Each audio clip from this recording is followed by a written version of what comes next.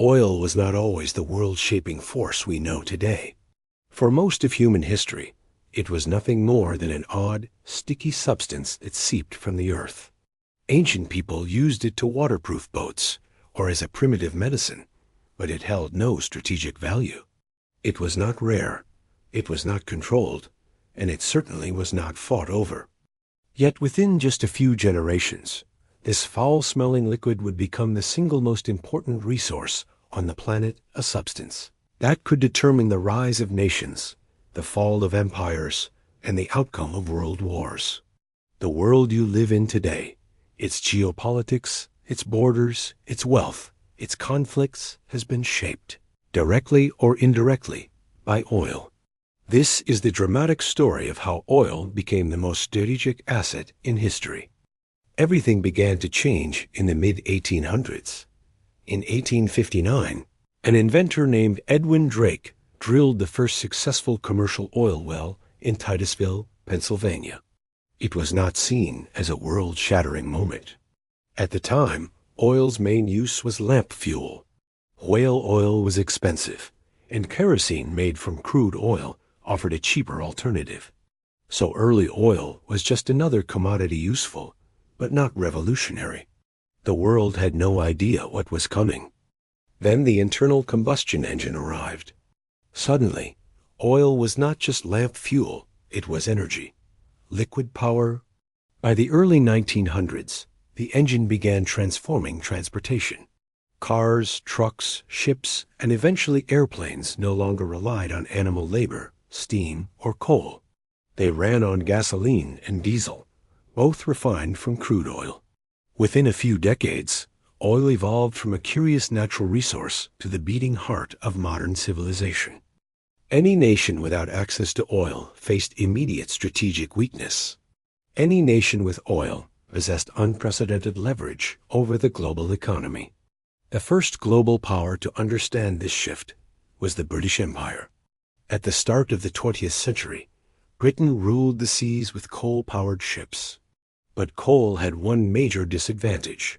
It was slow to load, heavy to store, and produced clouds of smoke visible from miles away. In 1911, Winston Churchill, then First Lord of the Admiralty, made a bold and shocking decision. The British Navy would switch from coal to oil. This instantly made the Navy faster, stealthier, and more powerful. But it also created a problem. Britain had almost no oil reserves of its own. To secure its supply, it bought a majority share in the Anglo-Persian Oil Company, known today as BP. From that moment on, British foreign policy was tied to Middle Eastern oil. Oil's true strategic importance became undeniable during World War I armies that used trucks, tanks, and aircraft needed oil to survive. Countries with oil had mobility. Countries without it were doomed. Germany, lacking domestic oil, launched offensives partly to seize oil fields in Romania and the Caucasus. Meanwhile, Britain and France protected Middle Eastern oil fields at all costs. The war was the first major conflict where oil determined operational success. It would not be the last. Between the world wars, the global demand for oil exploded. The United States emerged as the world's largest oil producer, turning companies like Standard Oil and Texaco into giants with influence stretching far beyond business. But it wasn't just corporations gaining power. Entire nations began reorganizing their economies around oil. Automobile ownership surged, road networks expanded, and global trade accelerated. Whoever controlled oil now controlled industrial growth. Then came World War II, the moment oil became the single most decisive resource on Earth. Every major power entered the conflict with oil strategy at the top of its agenda. Nazi Germany expanded eastward partly to seize Soviet oil fields. Japan attacked Pearl Harbor not just for military victory, but because U.S. oil embargoes threatened its survival. When the Allies cut off Rommel's Afrika Korps from oil supplies, the German advance in North Africa collapsed. Tanks, planes, submarines, none of them moved an inch without oil. Historians often say, World War II was won with oil as much as with soldiers. After the war, the strategic significance of oil intensified rather than faded. The United States, the new global superpower, built its economy and military dominance on oil abundance. Meanwhile, the Middle East became the world's most important source of oil. Countries like Saudi Arabia, Iraq, Iran, and Kuwait possessed reserves so vast that controlling them became a geopolitical priority for every major power.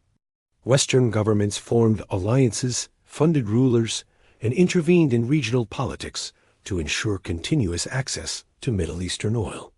The region's fate, its wealth, conflicts, revolutions, and foreign involvement became inseparable from its oil. In 1960, the world changed again. A group of oil-producing nations created OPEC, a cartel designed to control oil supply and influence global prices. For the first time, producers, not consumers, held the leverage. In 1973, this power was unleashed during the Arab oil embargo. In response to Western support for Israel, Arab nations cut oil exports, triggering massive shortages. Gas stations ran dry. Prices soared. Economies crashed. The world realized how vulnerable it was to disruptions in oil supply. It was a wake-up call that reshaped global politics for decades. Oil's strategic importance was not just economic, it also became military. Modern armies required enormous quantities of fuel to operate. Fighter jets, aircraft carriers, tanks, missile trucks all depended on refined petroleum. To protect supply lines, the United States established military bases around the world, particularly near oil-rich regions. Energy security became national security. Control of oil lanes, especially the Strait of Hormuz, became central to foreign policy. In many ways, oil became not just a resource, but a lifeline that superpowers were willing to defend at any cost. During the late 20th century, oil wealth dramatically reshaped global power structures. Some countries used oil to modernize rapidly. Others suffered from what economists call the resource curse, a paradox where oil wealth leads to corruption, inequality, and political instability. Nations like Venezuela and Nigeria found themselves trapped in cycles of mismanagement. Meanwhile, countries like Saudi Arabia and the UAE used oil profits to build massive cities, fund global investments, and influence international politics. Oil turned small desert nations into financial juggernauts almost overnight. As oil became more essential, competition for it intensified. Conflicts in the Middle East, from the Iran-Iraq War to the Gulf War, were deeply affected by oil interests. The invasion of Kuwait in 1990 was triggered by disputes over oil fields.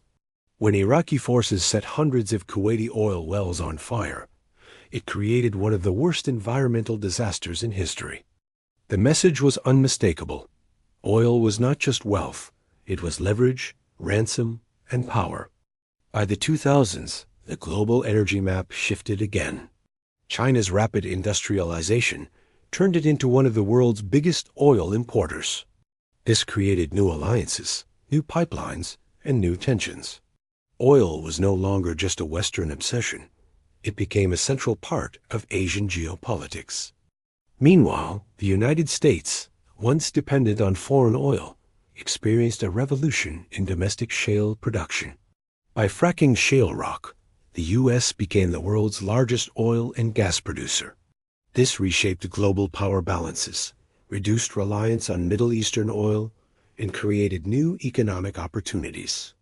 But the strategic value of oil extends far beyond transportation or military power. Oil is used to make plastics, fertilizers, pharmaceuticals, synthetic fibers, chemicals, asphalt, and thousands of everyday products. Even if the world stopped using gasoline tomorrow, most modern materials would still depend on petroleum. Oil is not just energy, it is infrastructure, agriculture, industry, and manufacturing. It is woven into the fabric of modern life. Today, the world stands at a crossroads. Climate change has pushed nations to seek alternatives to fossil fuels. Electric vehicles are rising. Renewable energy is expanding. Some argue that oil's dominance is ending, but the truth is more complex. Even as we transition to cleaner energy, the global demand for oil remains enormous. Planes, cargo ships, petrochemical industries, and developing economies still rely heavily on petroleum. And as long as oil is essential, it will remain strategic. Oil's story is not just about economics, it is about power. Nations that control oil can influence global politics. They can negotiate from a position of strength. They can protect themselves from foreign pressure.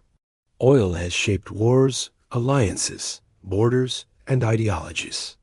It has built fortunes and destroyed nations. It has brought prosperity to some and suffering to others. In many ways, oil is the invisible currency of the modern world. But the world is changing again. The next chapter of global power may be shaped by lithium, cobalt, hydrogen, and renewable energy technologies. Yet none of these resources currently match the scale, infrastructure, or geopolitical reach of oil. For now and for the foreseeable future, oil remains the most strategic asset on the planet. So the next time you see a car refueling, a plane taking off, a product wrapped in plastic, or a ship crossing the ocean, remember this. Behind every movement, every product, every economy, there is a liquid that has rewritten human history. The world is built on oil, and until a new resource replaces it, oil will continue to shape the destiny of nations. If you found this story engaging, insightful, or eye-opening, make sure to like the video, share it with someone who loves history, and finance and subscribe to HistoriNomica for more dramatic deep dives into the secrets that shape our world. Your support helps this channel reach more curious minds around the globe. Thank you for watching, and I'll see you in the next one.